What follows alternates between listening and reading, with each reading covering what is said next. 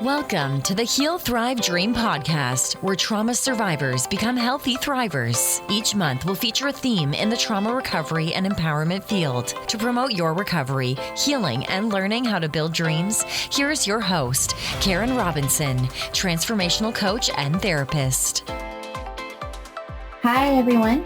Welcome back to the Heal, Thrive, Dream podcast. Today, my guest is Tasha Champion, and she's a champion, all right. She's not only phenomenal, but she's a Shenomenal Coach, is a certified master life coach, intuitive healer, a workshop facilitator, and she's been nominated 2 times for best-selling author and speaker. After learning and healing from her own personal struggles, she now specializes in supporting women through their transformation of self-love, value, authentic happiness, spiritual growth, and empowerment. So really good stuff.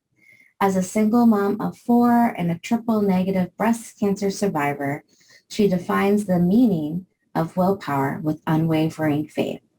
Her coaching practice, Champion Empowerment, leads every woman to love the champion they are.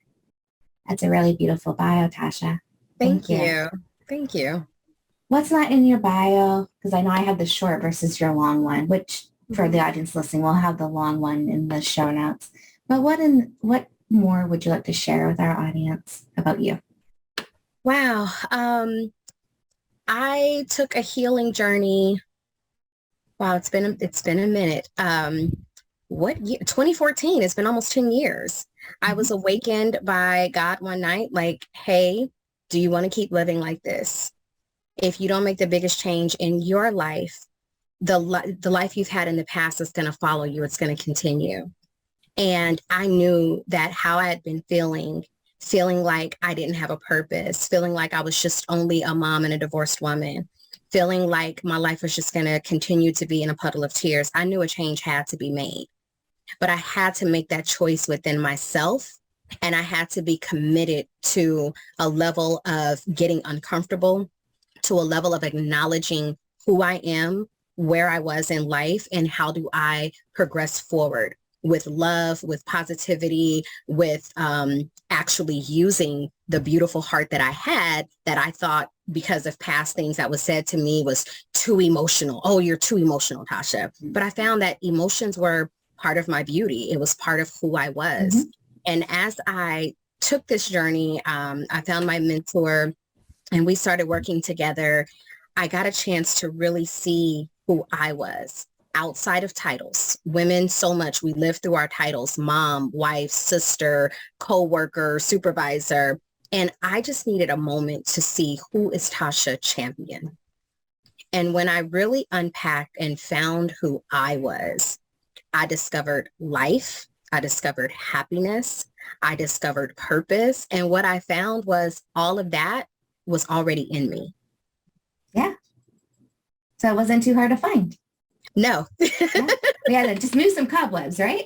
We do. Yes, yeah. We do. Mm-hmm. I love that you said that, because it's super important that people know that their greatness is already there. You know, that's the God spirit inside of them already.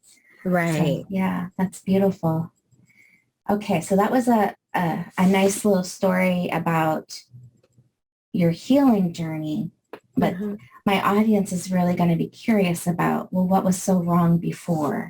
And before you start sharing, only share what you're comfortable with. But if there's any traumas, any hardships that you're already disclosed openly, we would be honored to hear that about you. Right. No worries. So it started back in childhood. Now, did I have like a horrible childhood? No, I had a very, what I felt was a normal childhood. But what I found was there was a lack of support for me. So like, for instance, I was a cheerleader for 2 years. No one ever came to my games. Like for 2 years, not one family member came to show support for me.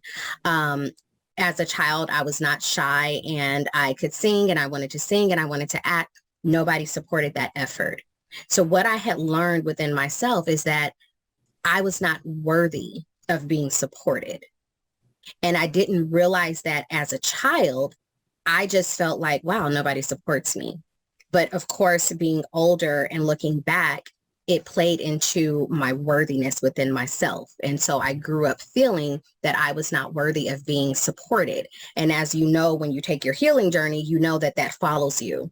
And so what I found is that I kept running into people who continued to show me that I was not worthy. I wasn't worthy of love. I wasn't worthy of happiness. I wasn't worthy of finding out what my purpose was. I wasn't worthy of living a life that in my mind I should live, but I felt no worthiness that I could live that life.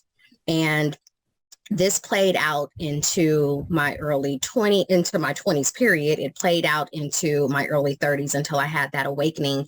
And with that, I ended up marrying who I now call my husband, because he is the ex. He was the husband.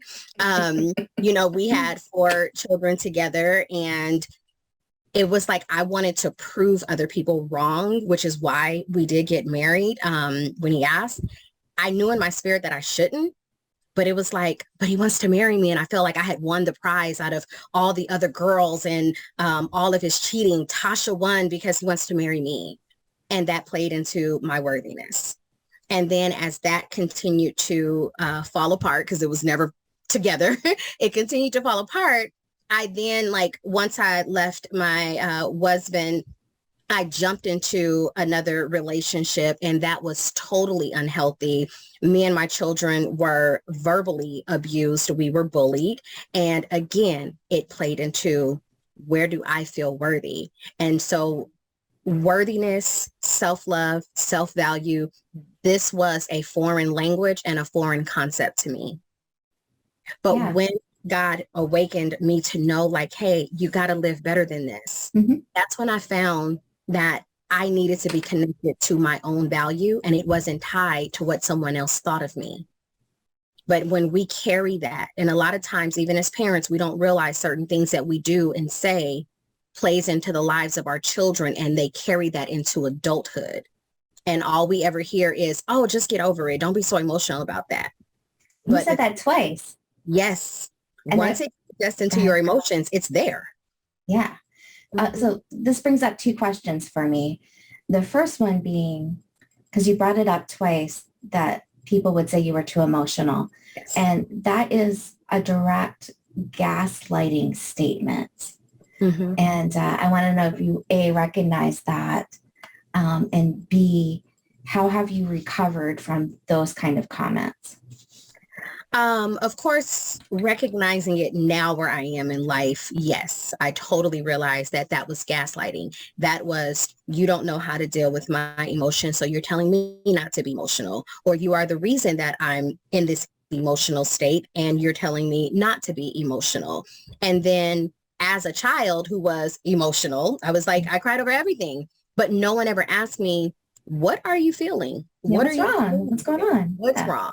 And I don't blame my parents, because at the end of the day, a lot of times we raise our children based on based on how we were raised. And if we don't learn better, if we don't know better, then we don't do better. Right. So yes, I do understand it now that it was gaslighting, and also a lack of understanding of how do you process and help a child through her emotions.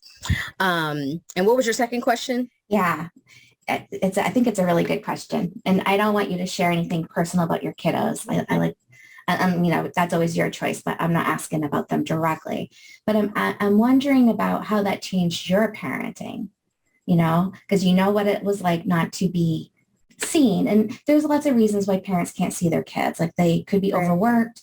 They could have their own mental health struggles. They're in their own head and dealing with things. But because you had that and how that felt to you, how did that impact your parenting to be different? To be completely transparent, it didn't impact my parenting until I went through my own healing journey, because I didn't realize what I was doing. I didn't realize that I was making my children feel the same way that I felt. And what happened was, I remember probably about mid-30s when I started going through my own transformation. What came to me was, when I have 3 boys, I have 1 daughter, 3 boys. And whenever my boys would cry, I would go into, oh my God, stop crying like a girl.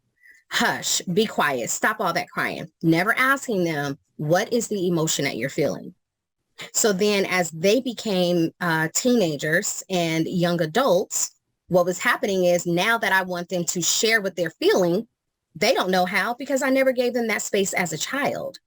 And what I had to do was cultivate a safe space, a vulnerable space, and say, hey, you know what? When you were younger, I didn't know how to ask you about your emotions. I didn't know how to ask you how you were feeling. I did what I saw growing up, and that was to tell you to just be quiet, stop all that crying. Instead of acknowledging you had a feeling and an emotion that was causing you to cry. And so I had to correct that within myself as a mom so that I could show them like, hey, this is a safe space now. And if there's something you want to talk about, we're going to do this judgment free. If you got to cry, we're going to cry together. We're going to talk about it. If you need a moment to gather yourself, I'm going to give you that space versus making you talk. Because I used to do that. Oh, no, you're going to talk. You're going to talk now. I'm a safe space. That works well. That works well. It works well into getting them to just stay silent. And so I had to learn how to cultivate this safe space for my children so that when they have children, they can start very young and allowing their children to express themselves and not feel shame or guilt or judged. How did your boys respond to you coming clean to them? Like, hey, I have some regrets about how I raised you. Now I know what I wish I had done. How did they respond? You know, having 3 boys, you have 3 different personalities. Right. So my oldest son, actually, he's more receptive. He's like, okay, so there's things that he talks to me about. Sometimes I do have to approach it first. My middle son he's just more reserved and more quiet. I like to say, I describe him as whether he has a penny or $1 million, his face expression is the same. So there are sometimes I'm like, are you good? Are you okay? And he's like, yeah. And I'm like, are you sure? I can't tell. But I let him know that whenever you're ready to talk, if you want to talk, I am here. And this is a safe space of judgment free. We're just going to have a talk. And then my youngest son, he gets the best of me because he was so young when I started going through my own transformation. So I kind of raised him into it. I see. And now he gets to have those open conversations. The beautiful thing is with their sister, she's the oldest, my daughter is the oldest, they also have a beautiful trusting relationship with her. So even if they don't feel like they can talk to me, they can talk to her, and she's created that space for them as well. You said a lot of beautiful things. I hope you recognize that. Thank you. You know, even just, it's not always important that they talk to us. It's what's important is that they know that they can. They can. That we welcome it, and I loved how you said judgment-free zone. You know, that's a really tough place for a parent to be. Right. You know, I'm a therapist and I judge my kids all the time when I'm talking to them. Why are you wearing that? Cover your belly. You know, right. With the midriff shirts and things. And, you know, they're educating me on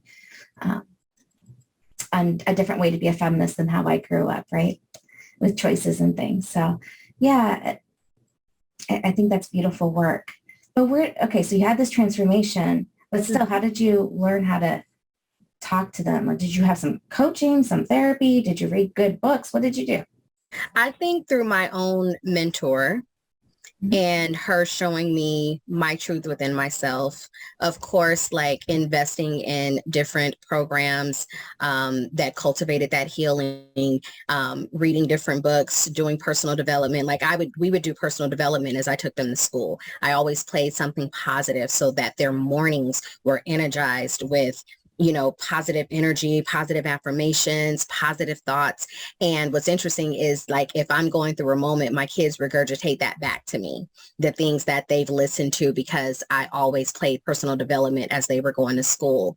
So I think in my own healing, it showed me and guided me towards being able to communicate that with my children. Now, keep in mind, we all went through some trauma together, because when it was time for my ex-husband and I to get a divorce, he informed us that not only were we getting a divorce, but he was going to restart his life as if he was never married or had children, and directly eye to eye told my children he would no longer be their father after being a great father their entire lives. That's So unbelievable. So we went through a very traumatic experience because you can never unhear the things that you've heard. And while I'm trying to process my own emotions of a divorce and my ex-husband acting like we never existed, I also have to give space for my children to have their own emotions and their own feelings. And it was such a tough time because I didn't know how to process my own feelings. Remember, I'm too emotional. So I didn't really know how to process mine. And at the same time, I'm trying to help them with theirs. So we went through this whole learning journey together. And in that, I jumped into a verbally abusive relationship. So we haven't healed from my ex-husband. Now we're in this situation. And when we came out of it, when I was a part of the first book, the first anthology book that I wrote, I allowed my sons to read my chapter, and it gave them a better understanding of me and where I was and why I accepted bad behaviors from people. It allowed them to see Tasha and not just mom, so that they can see me as a human person, just as a person who has her own experiences, who has her own thoughts and her own mind. So they separated mom from Tasha, and they got to learn about me, and it helped develop our relationship even more. I would guess that helped them maybe not resent the person that you picked to be with, that they maybe had more compassion. They had more compassion for me. I'm not going to say they had more compassion for the other person. No. I met you. Yes, absolutely. Yeah. Absolutely. Because they really understood more of okay, when you're not healed, when you're hurting, you draw that same type of energy to you. Right. And you accept certain behaviors because you don't have the strength to say, I'm worth more than this. I don't have to deal with you. So they had to learn that about me. Yeah. And you had this I'm going to call it a quadruple injury. And this is excluding anything in childhood and excluding the boyfriend. Like when your ex said he was going to pretend that all these relationships didn't happen, you had your own hurt, but you also hurt for each of your kids. Absolutely. That feels, I try to picture that, and it's really hard to picture. It's like a incredibly heavy feeling. Right. And so you were left to basically pick up the pieces for your children. And I can't imagine that was pretty fatiguing. It was because again, if you don't even know how to process your own emotions and you have to help them with theirs, and each of them had their own personal relationship with their dad. So each of them felt like they lost something different, but all of them were losing their father. Yeah. Has that changed at all? Is it still the same? November will be 10 years since they've had a relationship with him. Okay. So is November a really hard month for you and your kiddos? No, we reframe. We don't when I learned about reframing, we started to work on reframing what November meant to us. So what does it mean now? It means a time of togetherness with the 5 of us, me and my 4 children. It means that every year we've gotten through it, we became stronger, we became more aware, we became more connected. November is a time of loving each other even more. And then also it's my mom's birthday. So we get to celebrate my mom at the same time we get to celebrate how far we've come and how much further we get to go. So we don't look at November as, oh my God, this was the worst month of our life. We look at this was a situation that happened. It happened to be in November, but what we get to do every year going forward is what matters. Yeah, and have gratitude for the relationships you have. Because some people have no one and you guys have each other. Yes. That's incredibly beautiful, and I think super hopeful. Yeah. I love that. I love that reframe. That's pretty powerful. Thank you. Yeah. How did you reframe being a breast cancer survivor? Interestingly enough, I was diagnosed as I was going through my healing. And I always say that God is so purposeful, and I'm not saying that he was purposeful in me getting breast cancer, but the timing of it. because had I been diagnosed at a time where I was in this unhealthy relationship, at a time where I didn't see any value and worth in myself, I may not be here. Because if you don't see value and worth in yourself and you go through something that could potentially kill you, especially having the most aggressive breast cancer, you could literally allow it to kill you before you even physically transition. And because I started to see like, okay, everything in my life works for my greatest good. So when I was diagnosed, I just asked God, okay, this is the life that I'm living right now. What do you want me to do? And he gave me the vision of, you're going to support people. You're going to talk about breast cancer. You're going to show women how to live through a cancer diagnosis. You're going to be there to sit with people as they go through chemo and sit with them at their doctor's offices. So my survival became part of my purpose. I get through this because I'm going to bring so many other women along this journey that can get through it as well. So I never asked God, why me? I just said, what do you want me to do?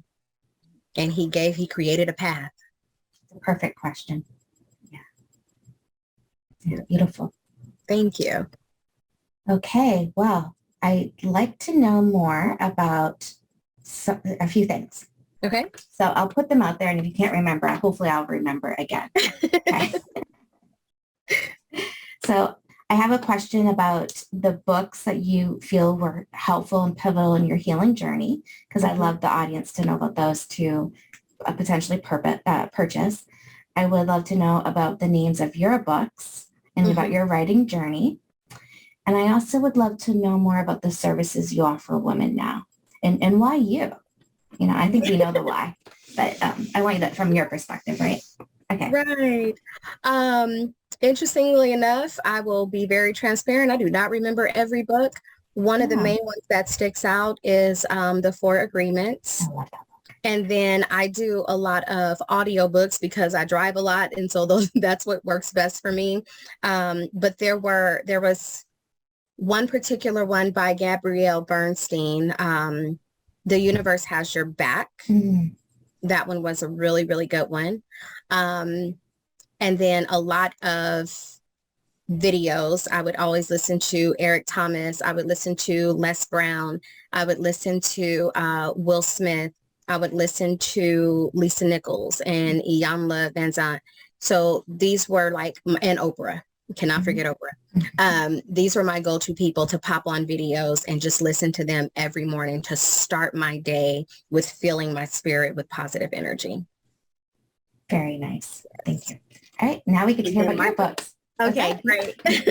So A Mother's Diary is an anthology. The visionary author is Kiana Shaw. So this was the first book that I ever shared a part of my life in a book. And I was one of the co-authors, I think one of 12.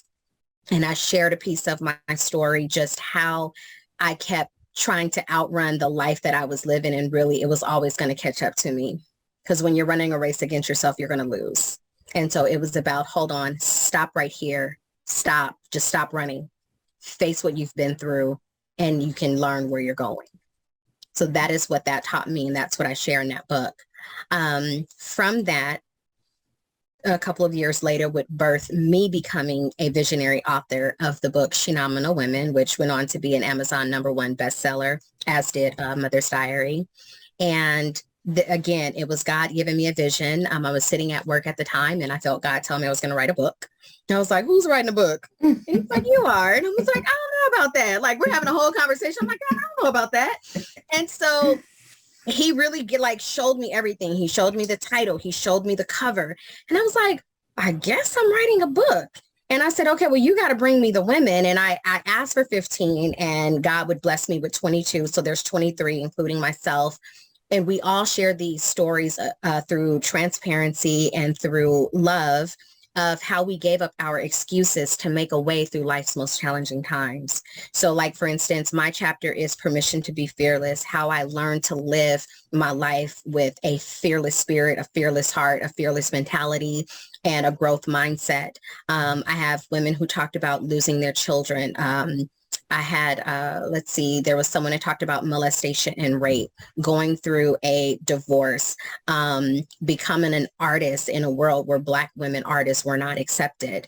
One lady restarted her life at 40 years old with no college degree, and how people dumped on her because they didn't feel like she could do it. So each woman, we go through this journey of where I was and living in my excuses and wondering, how am I ever going to change? And it's when you give up those excuses and you go, no, I'm going to make a way. I'm going to get through this. I'm going to live the life of my dreams. I'm going to step into my power. God has more for me and I'm going to go after it. You get through those challenges. And what's beautiful about getting through challenges is we're going to always face challenges. But when you can get through the biggest ones, every time one comes up, it may hurt you. It may make you cry. But what you know is, okay, let me pick myself up and let me go through my steps and let me just know, let me remind myself, I've done it before, I can do it now. And each one is going to teach you something different. We have to go through obstacles to learn. We have to go through obstacles to grow. And that's what each one of the women in Shenomenal Women did.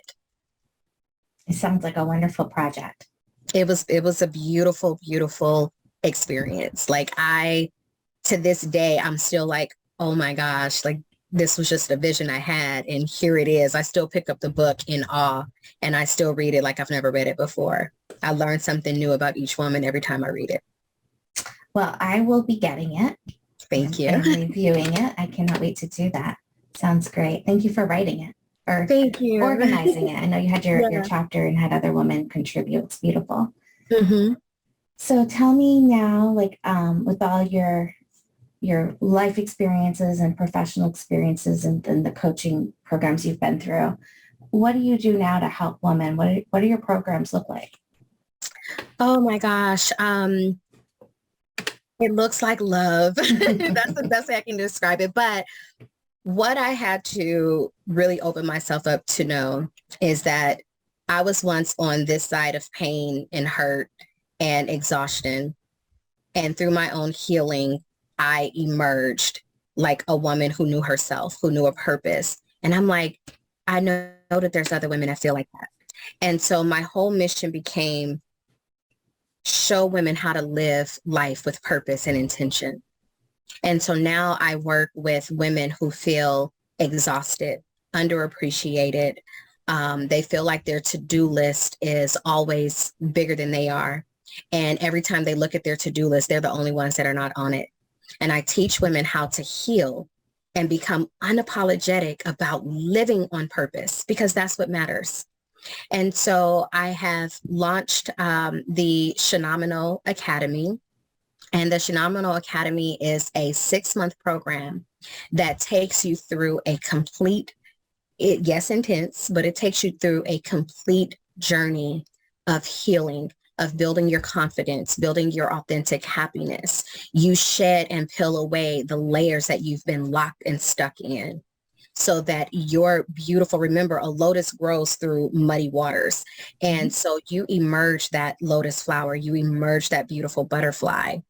And it's like, again, it's a 6-month process, but we take you through so many things, so many aspects of life, because I don't want you just healed in one area and then another area is still suffering. I want women to be completely aligned all the way through their bodies, mind, body, soul, and spirit. I want everything to be aligned so you can really feel what life is like. I want women to wake up and go, oh my God, I love life.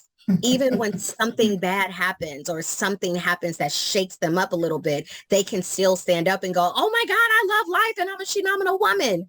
And that's what the Shenomenal Academy was birthed to do.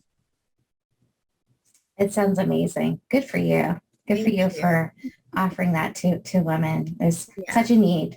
Absolutely. Lots of hurting women out there. Yeah. Yes. And that's all I want to do is just take them through this beautiful journey of awakening and enlightenment and love and spiritual growth. And you really realize that we tend to live so small in life.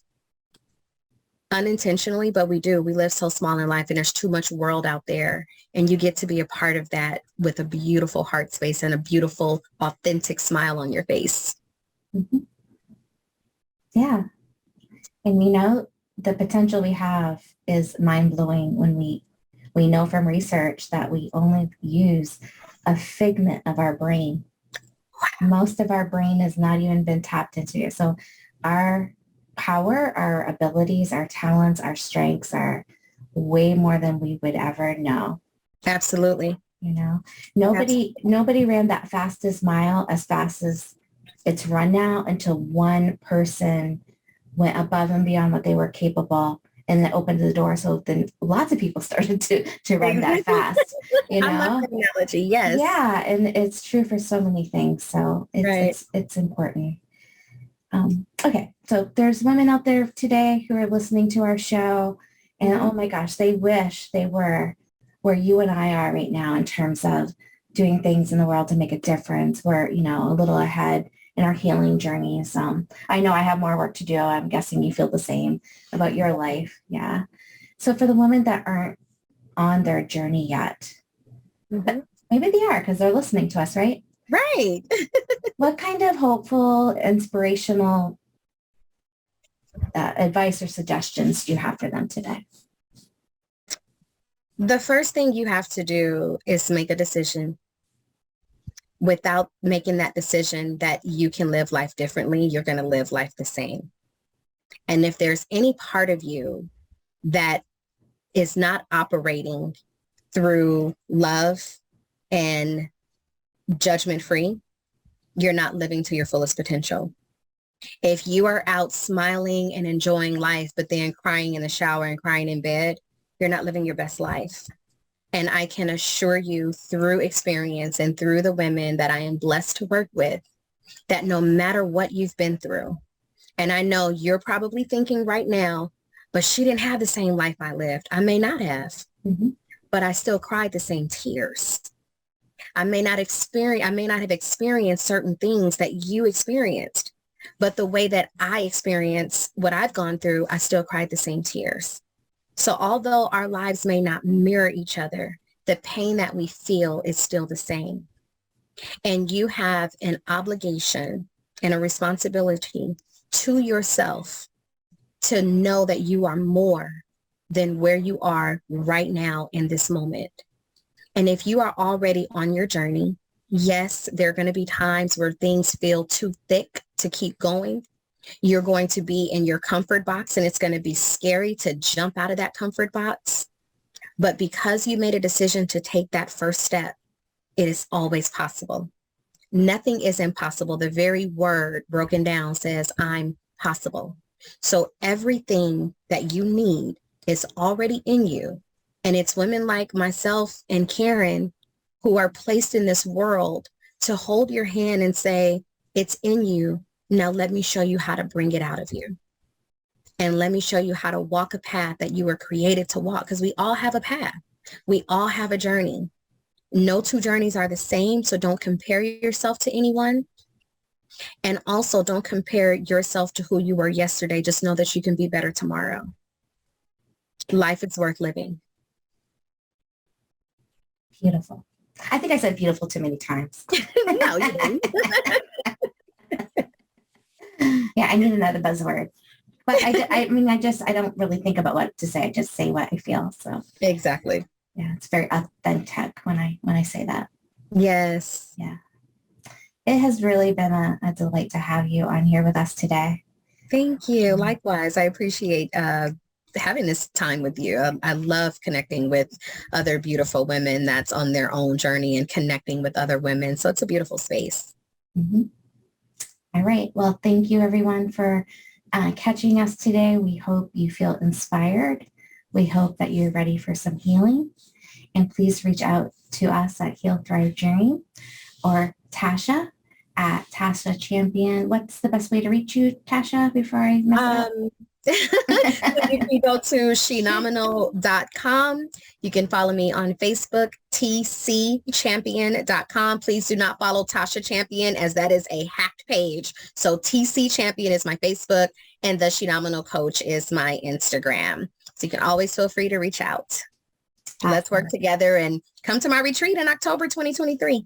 Yes. Ooh, sounds awesome. Yeah. All right. Well, thank you again, Tasha. Thank you. Thank you for listening in today. Please join us next week, same day and time. Also, I would love for you to check out my website, healthrivedream.com.